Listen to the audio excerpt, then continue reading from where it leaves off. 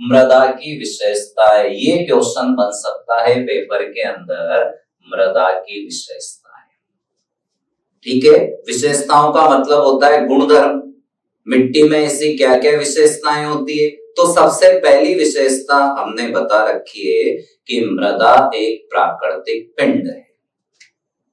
आप नोट्स भी लिख सकते हैं, वीडियो को रोक के नोट्स भी हमने यहाँ पर सब कंप्लीट करवा रखे हैं निशान डिजिटल प्लेटफॉर्म के माध्यम से। ठीक है, तो सबसे पहली विशेषता बच्चों यहाँ पर हमने क्या बताया है कि मृदा एक प्राकृतिक पिंड है।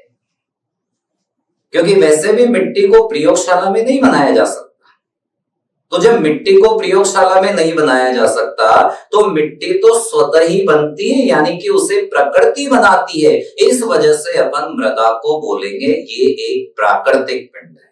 याद हो जाएगा आपको, ध्यान से सुनिए, मृदा एक प्राकृतिक पिंड है। दूसरी विशेषता देखो, ये पादप वृद्धि के लिए एक प्राकृतिक माध्यम होता है जिसका निर्माण कृत्रिम रूप से नहीं हो सकता।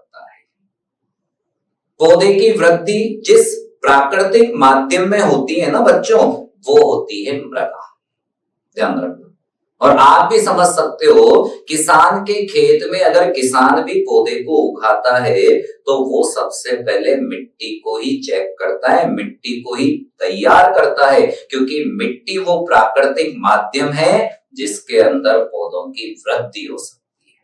ठीक है, उसके बाद तीसरा विशेषता क्या है इसकी, आप देखो, मृदा विभिन्न स्तरों के अंदर विभाजित होती है। बच्चों देखो आप सभी, मृदा क्या है, विभिन्न स्तरों के अंदर विभाजित होती है, यानी कि मिट्टी के अलग अलग स्तर होते हैं। इसी चैप्टर में आगे पढ़ाऊंगा मैं। मृदा के अलग अलग स्तर होते हैं, अलग अलग स्तरों के अंदर मिट्टी विभाजित होती है, जैसे अपन आगे पढ़ेंगे भी सही। इस प्रकार से अपन देखें तो ये देखो आप, ये एक दूसरे के समांतर है। ऐसे ये देखो, पढ़ेंगे इसी चैप्टर में आगे।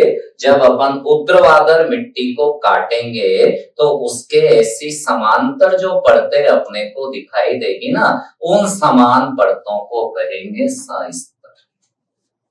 ठीक है, और ये विभिन्न सस्तर मिलकर ही मृदा परिच्छेदिका बनाएंगे। ठीक है, तो मृदा की विशेषता में आपको क्या सुना आपने? मृदा एक प्राकृतिक पिंड है। ठीक है, मृदा पौधों को प्राकृतिक रूप से एक माध्यम प्रदान करती है वृद्धि करने के लिए। ठीक है, और मृदा विभिन्न स्तरों के अंदर विभाजित होती है,